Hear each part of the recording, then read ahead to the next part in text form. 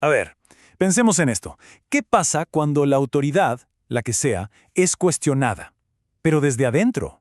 O sea, ¿quién vigila a los que vigilan? Es una de esas preguntas de las más antiguas y que, la verdad, nunca pasa de moda en ninguna sociedad. Y para explorar una respuesta fascinante a esa pregunta, vamos a meternos de lleno en el análisis de hoy, profetas y la crítica del poder. Bueno, para empezar, pongámonos en situación. Si algo nos muestra la narrativa bíblica una y otra vez, es el problema del poder, cuando no tiene control. ¿Saben? Ese poder que como que se olvida para qué está ahí. Y justo ahí es donde la historia nos presenta una figura que, la verdad, es fascinante.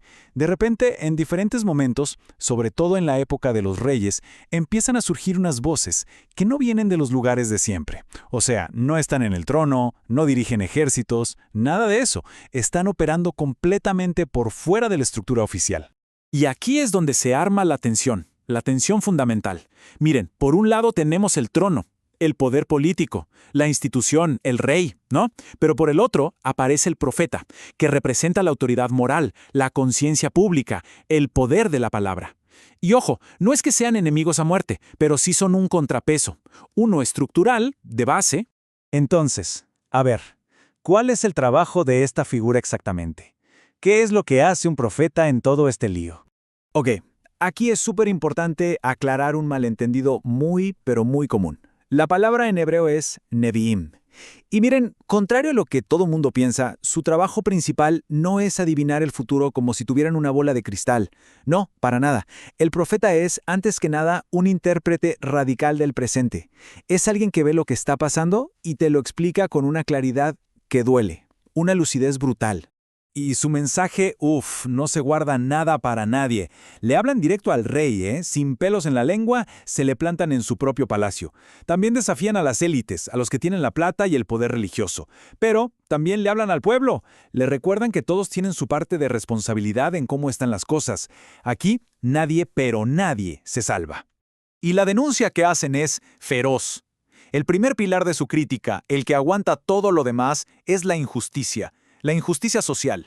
Luego de eso, van directo a señalar la hipocresía.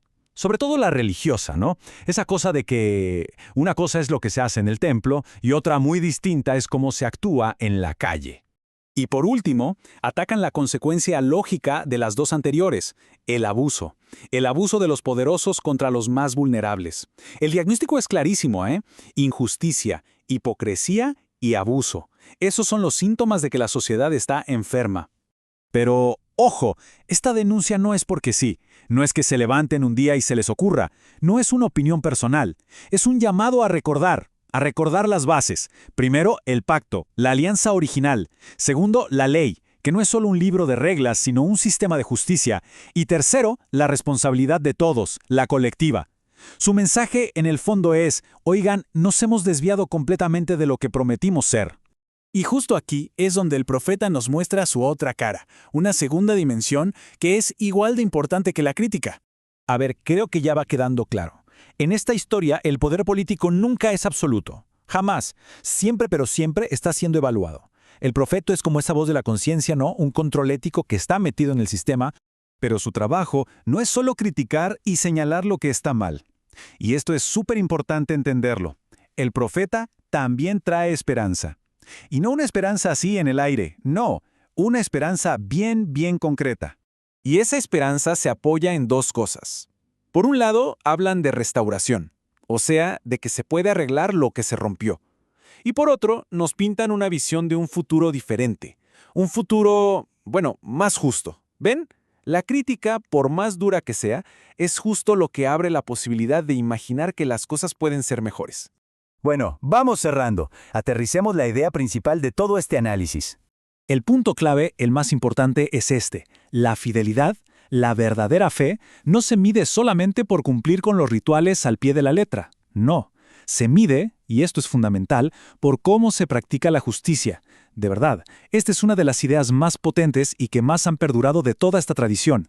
Así que, la historia, al menos como la vemos contada aquí, avanza justo en esa tensión. Ese estira y afloja constante entre el poder político y la demanda ética. No es un camino de rosas, para nada. Es un forcejeo, un diálogo, a veces hasta un choque entre cómo son las cosas y cómo deberían ser. Y claro, todo esto nos deja con una pregunta flotando en el aire, una que nos proyecta hacia adelante. ¿Cómo es que se juntan estas dos cosas, la crítica más dura y la esperanza de que todo se pueda arreglar, en la figura de un futuro líder? Uf, esa pregunta es la puerta de entrada a nuestro próximo análisis, la expectativa mesiánica. Ahí vamos a ver cómo estas dos corrientes, la crítica y la esperanza, no solo se unen, sino que se vuelven mucho más intensas.